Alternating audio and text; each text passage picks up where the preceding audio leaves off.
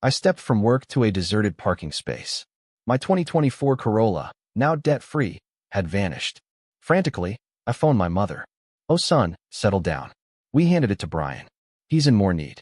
My younger brother had demolished 2 vehicles in 3 years. This was my only new car, ever. I ended the call and rang the police. Can you imagine standing there, watching your own father, on the night of his biggest triumph, publicly declare you a failure? I can, because that's exactly what happened to me.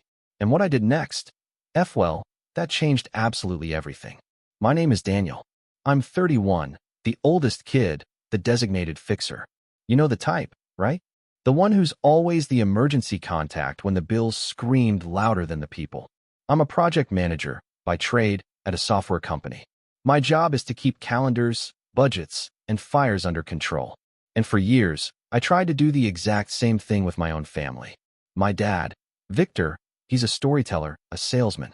The kind of man who could toast a crowd into believing he'd wrung rain from a stone. My stepmom, Leah, she likes things shiny and loud. Then there's my sister, Nina. She's 22, and for the longest time, she was just glued to my dad's side, like his second shadow. My own mom, she remarried, moved 3 states away. We talked, but our timelines rarely lined up. I never planned to go to that party. It was January, downtown at some fancy hotel, a ballroom with gold chairs, a stage big enough for a small choir. Dad had just been promoted, regional director to executive VP. The invitation wasn't for me, you see. It was for Victor's family, posted in the group chat with a champagne emoji and a link to a registry for his congrats fund. I read it twice, closed the app, told myself I was busy. Then Nina called, the morning of. Her voice was tight. "Are you coming?" she asked. "To a party I wasn't invited to?" I shot back. "You were," she insisted. "Leah said you know how to find information." "That wasn't an invite, Nina." "Please, Daniel," she pleaded. "Just show up." For me. So I showed up, in a charcoal suit, with a tie that still smelled faintly of yesterday's coffee. The ballroom was packed, a sea of unfamiliar faces. People were posing with a banner the size of a garage door. "Congrats, Victor." Like it was a movie premiere.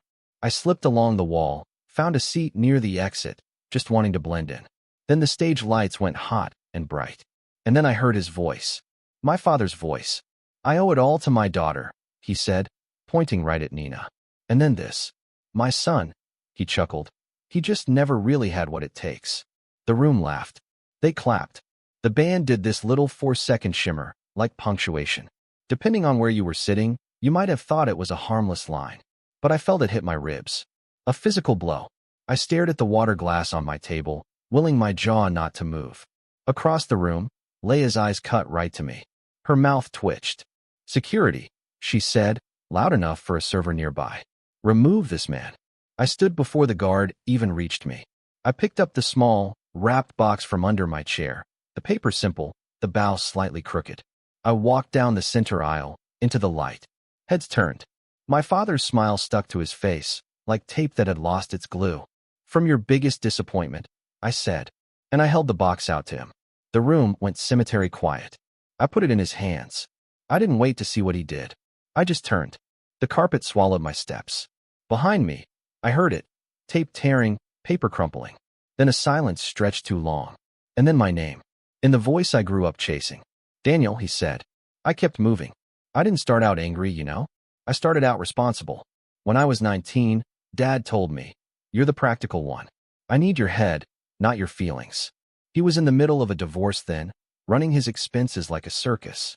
Mortgage, lawyer, business lunches that were apparently essential. I was working 2 campus jobs, and still, I sent him $200 a month. Because he'd say, "We're a team." When he fell behind on a credit card, I co-signed a balance transfer. When Nina needed textbooks, I paid the difference. I told myself, that's what family means. You fill the gap. "Dan, buddy," Dad would say, "you know I'll make it right." And when I'd ask when, soon as the new role lands. I'm on the short list. There was always a short list. There was always a soon. By 23, I had a spreadsheet. I called it Reyes Family.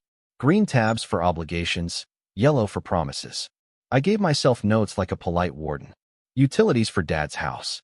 $148.23 due May 12th. Reimburse. I saved screenshots. I saved receipts. I saved voicemails I never planned to use. Leia arrived the summer I turned 25. Bright lipstick, heels with red soles. She called me sweetheart when she needed something, and kid when she didn't. I tried to welcome her. She gave me a hug that felt like a posed photograph. At dinner once, she said, "We're family now, and family invests in each other." "That's a nice sentence," I said. "What does it cost?" She just laughed. "You're funny." A week later, she added herself to the family group chat as house manager. She posted links to Nina's enrichment needs, a new laptop, a travel abroad deposit, coaching for grad school interviews. Dad added hearts. Nina thanked me privately each time. "I'll pay you back when I can," she wrote once. "It's okay," I wrote back. No rush. But I kept rushing. I paid the storage unit that held Dad's old furniture so he wouldn't lose history. I covered an emergency tire replacement after he texted. Stranded. Clients waiting. I wired $1,200 when Leia wrote. Bank issue, frozen card. Long story. Can you spot us till Monday? Of course, I said. Because my body only knew yes back then. Mom watched from her new city with a kind of careful distance. When I visited, she'd cut fruit and ask about work, and she wouldn't ask about Dad. "I'm proud of you," she said. "But I worry that you mistake endurance for love." "I'm fine," I told her. I wasn't. My savings account grew like a plant under a cup. Every time it sprouted, a request lifted the cup and clipped it. It wasn't just money, either. It was the way things were spoken around me. At one family barbecue, Dad told a story about closing a deal. "We were 12 hours from losing it," he said. "And then my girl here," he threw an arm around Nina, "found a typo in the deck. Saved us." "What about the call you asked me to join?" I said, cutting in. I covered the integration questions. Dad waved a hand. "Technical stuff. The clients remember the vision." Later, while I was washing dishes, Leia leaned on the doorframe.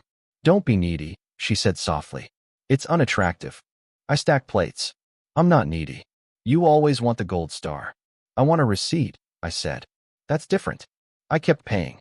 When Nina's semester went sideways, I wrote a check for the housing penalty because Dad's bonus is delayed by red tape.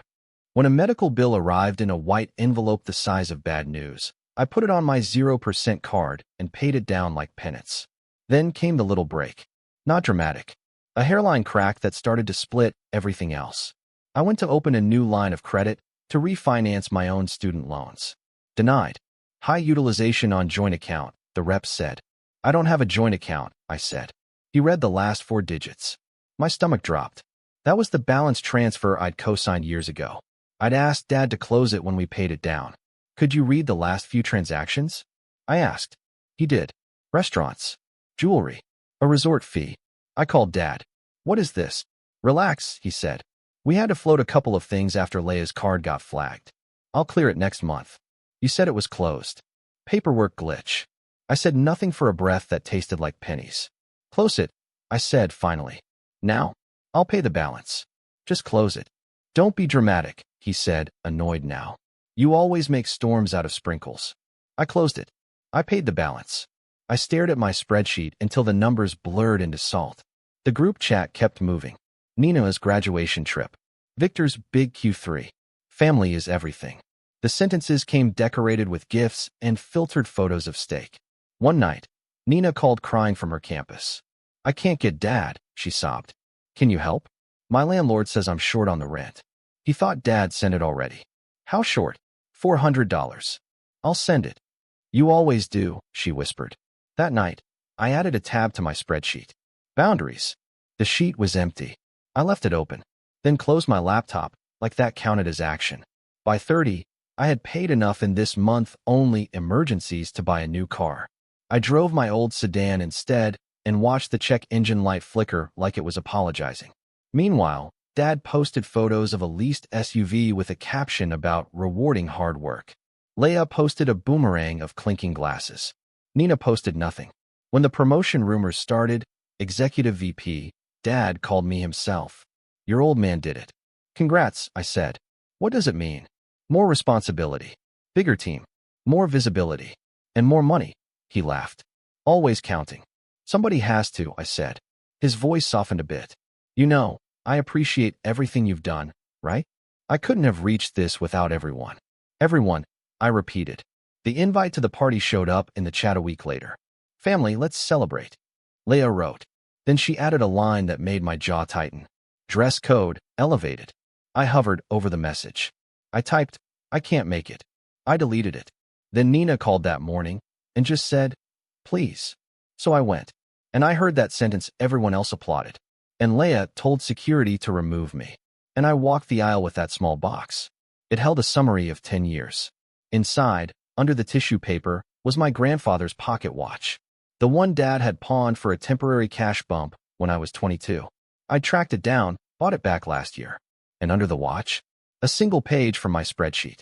A list of dates and amounts, calm and boring, black ink on white paper, totaling $84,216.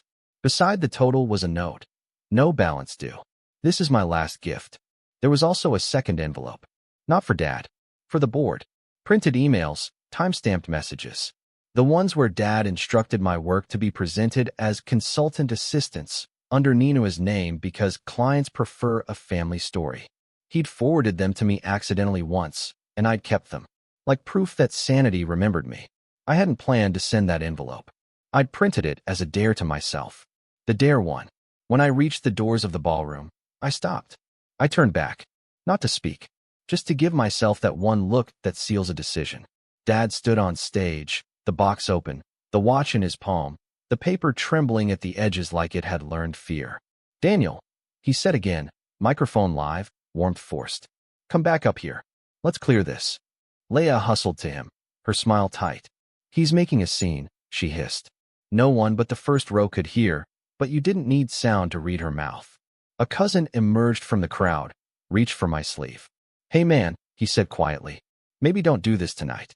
I took my arm back. Tonight, I said, is the night he picked. Nina was at the foot of the stage now, her eyes glossy. What's in the letter, Dad? She asked. Nothing, he said, too fast. Jokes. Read it. Someone called. Dad chuckled. We don't need to read it. I said loud enough to cut the murmur. He tried to smile big again, putting the microphone stand between us like a fence. My son has a sense of humor, he said. He thinks. I took my phone out. Clicked a button. The hotel sound system caught the chime of it like an extra instrument. Okay, I said steady. I'll read. Security lingered near me, unsure. Leah lifted a hand. Escort him. You touch him. Nina snapped at the guard. Her voice clear and tiny, finally not a shadow. That bought me 30 seconds. I didn't plan to waste them. This will be short, I said to the room. You don't know me. That's fine. I'm not here to ruin anything. I'm here to return what's mine. And what isn't. I held up my phone. For a decade, I helped cover gaps. That was my choice. I'm not a victim of my own choices. But I won't let history be rewritten while I'm standing in it. I nodded at the paper in Dad's hand. Those are numbers. Not emotions. Rent. Utilities. Tuition. Deposits. Tires. The watch is my grandfather's. It isn't a bribe or a trap. It's a return. A chuckle from a table near the front. One of Dad's colleagues. I recognized the jaw from LinkedIn. This is uncomfortable, he said. Good, I replied. Growth usually is. Leah leaned into her mic. He's overwhelmed. I cut her off with the one thing I had more of than anyone on that stage. Details. May 14th, 2019, I said. Email from V. Reyes to client team, looping in Nina. She found the integration fix. Attached to that email, my deck. My comments. My name stripped from the footer. A ripple of discomfort moved through the room like a cold breeze. Dad's smile didn't know where to go. He tried the first reaction, aggression.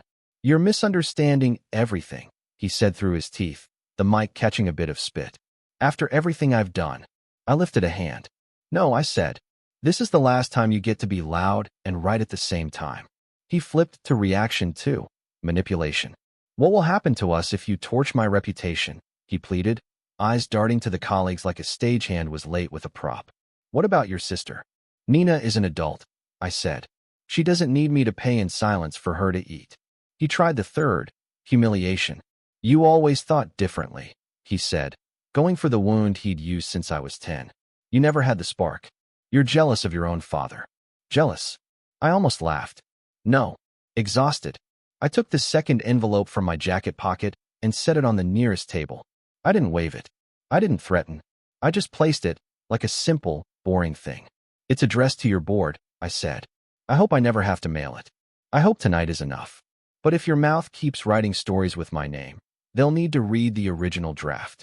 The room exhaled. Someone clapped once. Stopped. The band adjusted their sheet music, as if they could score this. Nina looked at me. Are you leaving? She whispered.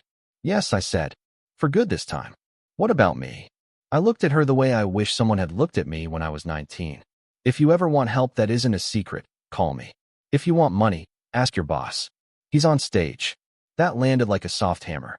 Dad flinched. Leia covered the mic and hissed something that sounded like, apologize. I didn't. I turned. This time, I made it through the doors. The hallway outside the ballroom smelled like citrus cleaner and too many perfumes trying to win. I stood with my forehead against a cool wall for 20 seconds, counted my breaths, then took the elevator down to the street. On the curb, the January air felt like a rinsed glass. My phone vibrated. Mom's name. I answered. Are you okay? She asked. Yes, I said, surprised to hear the truth in it. What happened? I handed him a watch and a ledger, I said. And a boundary. She laughed, sad and proud at the same time. About time. I went home to my small apartment. It had always been clean, but it never felt spacious because my life was crowded with other people's urgency. I made tea. It tasted like the idea of calm. I opened my spreadsheet, went to the tab named Boundaries. I typed words. No money without a signed plan. No secrets. No group chat ambushes. No pretending jokes don't bruise. If you speak about me, speak to me first. I saved the file. Then I dragged the whole folder into an external drive labeled Past and unplugged it. Not to erase, but to put it somewhere that required intention to reopen. The first week was loud. Calls, texts, DM requests from cousins who treated family like a spectator sport. Dad left me a voicemail that started with a sigh and ended with a threat he couched as advice. You don't want to do something you can't undo, he said. Leia texted a paragraph that read like a cease and desist drafted by someone who learned law from TV. Defamation is a real thing, she wrote. We can't let your bitterness destroy what we built. Nina sent one line. I'm sorry. I wrote back. I'm not mad at you. I'm done being useful in the dark. I blocked Dad and Leia. I didn't block Nina. At work, I kept my head down, my calendar normal. A junior analyst poked her head into my office. Is everything okay? She asked. Everything is finally okay, I said, and I meant it in a way that made my throat sting. 2 weeks later, the room I'd left behind began to wobble. A colleague of Dad's, LinkedIn Jaw, posted a bland leadership is accountability article. Tagged no one, but was tagged by everyone. Rumors do what rumors do. The envelope to the board stayed on my desk, like a sealed storm. On a Tuesday, Nina showed up at my apartment with a backpack. She stood in the hall like a kid meeting a principal. I'm not here for money, she said before I could even ask. I'm here because Dad told HR I was the brains. They want me to present next quarter. He said I should make it personal and tell a story. She winced. And can you do that without stealing someone else's work? No, she said. I mean, I can work, but I can't lie. Good, I said. Then you're already ahead. She came in. She sat on my couch and wrapped both hands around a mug, even though the tea was too hot. He said you try to turn me against him, she said. I won't, I told her. I'll help you stand up without needing to push him down. We spent the evening building slides. Not my old deck. New slides. Her own. About her actual work. We rehearsed till her voice stopped reaching for apology. When she left, she hugged me hard. You always had what it takes, she said into my shoulder, almost laughing at the sentence as she wrecked it and fixed it at once. Dad called her 9 times that week. She sent each call to voicemail, wrote down what she wanted to say, then didn't say it. She asked me if that was cowardice. I told her it was practice. Without my monthly temporary spots, Dad's math started showing. Leia's posts shifted from restaurants to recipes. That would have been fine if it had come with self-awareness. It didn't. It came with a group email to extended family, accusing me of unfair pressure. I didn't respond. People who wanted truth called me. I told it without theater. 3 weeks after the party, HR emailed Nina, because someone had forwarded my envelope anyway. Not me. Turns out, details don't live quietly when people are busy stepping on them. HR asked questions. Dad answered loudly. Leia emailed me, Fix this. I didn't. The next month, Dad went on leave to focus on family. The announcement tried to sound like a vacation. The comments under it did not. I didn't cheer. I didn't post. I made dinner and ate it at my table and realized I wasn't clenching my jaw. Bills still came. Mine. On time. Ordinary. Kind. I paid them like a person, not a lifeline. My savings started to look like a sky instead of a narrow hallway. I booked a weekend trip I'd postponed 3 times and sent Mom a photo of the ocean. She texted back a string of hearts that looked like punctuation. I finally understood. Nina moved into a small apartment with 2 roommates who were kind and loud, and left encouraging notes on the fridge. She called me to ask if I owned a drill. I did. I came by on a Saturday and hung shelves. We argued about where the spice rack should go, like normal siblings in a comedy that doesn't have a tragedy under it. Do you think he'll call you again? She asked as we stood on her balcony, watching the city try to be evening without quite getting there. He might, I said, but he no longer has my number. She laughed. That's a flex. It's a filter, I said. A cousin sent me a link to a private Facebook post where Leia wrote a paragraph about family betrayal. I didn't click. I watered my plant instead. The plant didn't clap or whisper or ask me for money. It just stayed green because I fed it. That felt like the whole lesson. Ridiculous. Obvious. And true. When the company finally posted Dad's replacement, a woman who had been doing the work anyway, my phone stayed quiet. Nina sent me a screenshot of the announcement with a small smiley face under it. I sent back congrats to her. Then I went for a run and found myself smiling halfway through for no reason I could name, except oxygen and space. One afternoon, my doorbell rang. Through the peephole, my father. He stood with his shoulders arranged into humility, an expression I'd never seen him practice long enough to make believable. I opened the door because I wanted to end the story while standing up. Daniel, he said, can we talk? We can stand, I said, not moving from the doorway. He looked thinner, or maybe the volume of his voice had been doing half the work all along. I made mistakes, he said, but you didn't have to go nuclear. I didn't, I replied. I left a room. You sent. I didn't send anything, I interrupted. Information dislikes a vacuum. He stared past me into my living room, like a man peering into a shop he couldn't afford. I miss my son, he said, finally soft. I miss a father, I said. We're even. He swallowed. What do you want? I don't want, I said. I have peace. A life. Boundaries. He nodded, like he was at least good at the mime of acceptance. And the watch, he asked. It's yours, I said. It always was.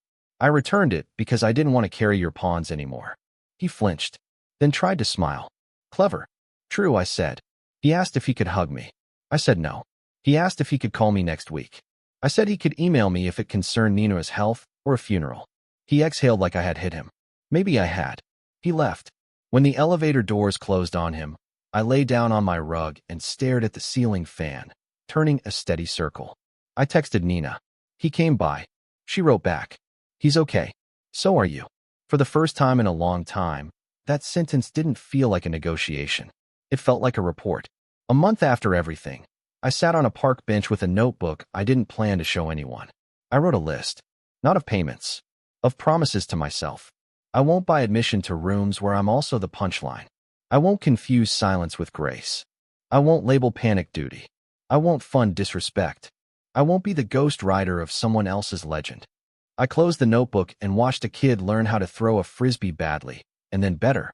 A dog kept retrieving it, like the world was perfect. It felt like a small cruelty that joy looks the same before and after you draw a line, but also like a relief. The sky doesn't flinch when you say no. People asked me later what was in the box, like the object mattered more than the moment. I tell them the truth. A watch, a ledger, and an ending. The watch was not a test. It was a return. The ledger was not revenge. It was clarity. The ending wasn't dramatic in my body. It was quiet. It felt like discovering a door had been unlocked the whole time. My father will keep telling stories. That's what he does.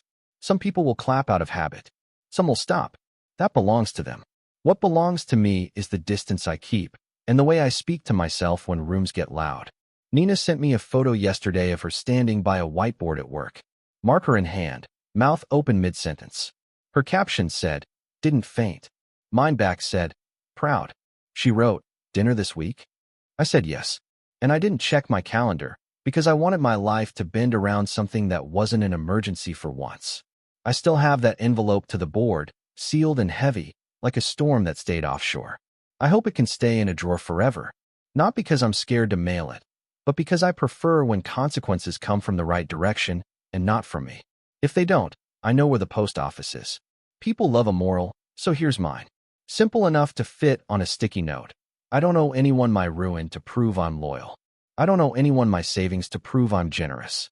I don't owe anyone my quiet to prove I'm mature. What I owe is to myself, not to let anyone spin me without my consent. If that makes me a disappointment, fine. I can live with that. In fact, I'm living with it quite easily. Because the opposite of being someone's biggest disappointment isn't being their pride. It's being your own person. And that, finally, is expensive in exactly the right ways. So, have you ever felt like you were constantly paying someone else's bills, not just with money, but with your own peace? What did you do? I really want to know what you think.